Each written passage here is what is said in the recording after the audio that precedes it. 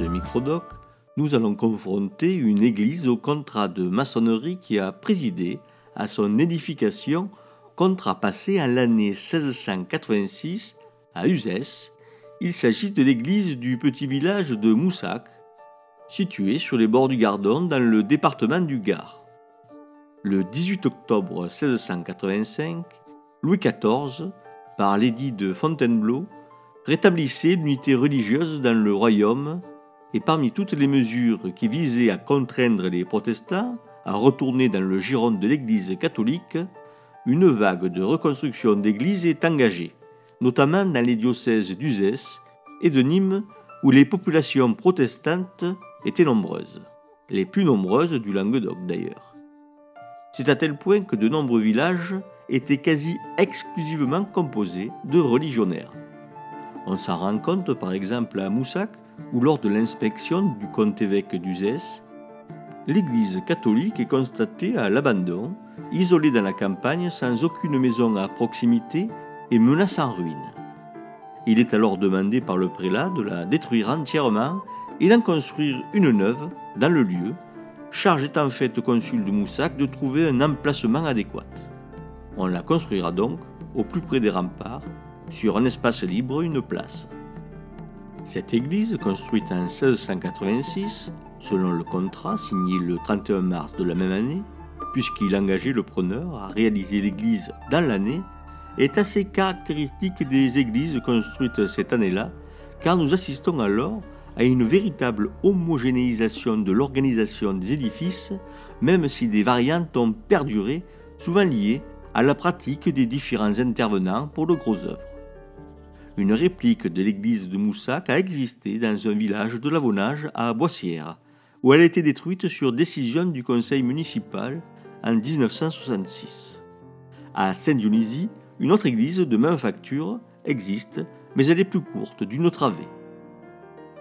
À la fin du XVIIe siècle, dans l'urgence d'une décision des plus malheureuses, il fallait parer au plus pressé et remettre rapidement en état les lieux de culte, voire les reconstruire à neuf, comme ici, et peu de place a été laissée aux originalités vernaculaires et à l'inspiration des maîtres d'œuvre. Cependant, la taille des églises encore debout dut s'adapter au volume de la population célébrante qui ajoutait les anciens protestants aux catholiques.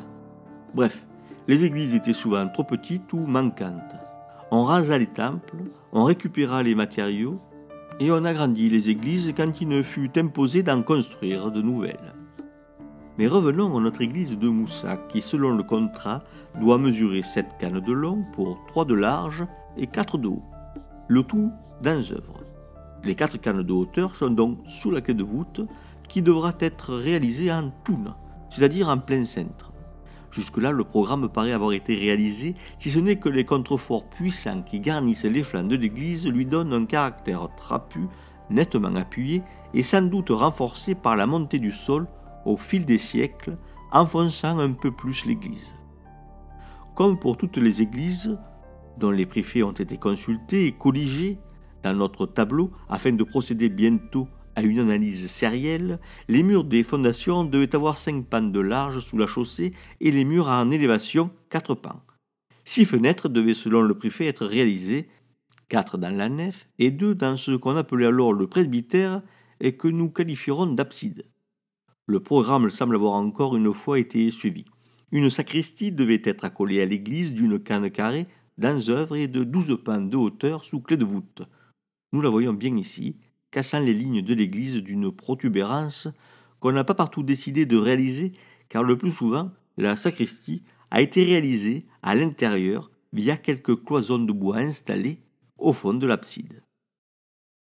Pour finir, il est à noter que ces clochers originels à 2 ouïes ont très souvent disparu des églises alors même qu'ils couvraient la quasi-totalité d'entre elles, comme le prouvent les préfets colligés.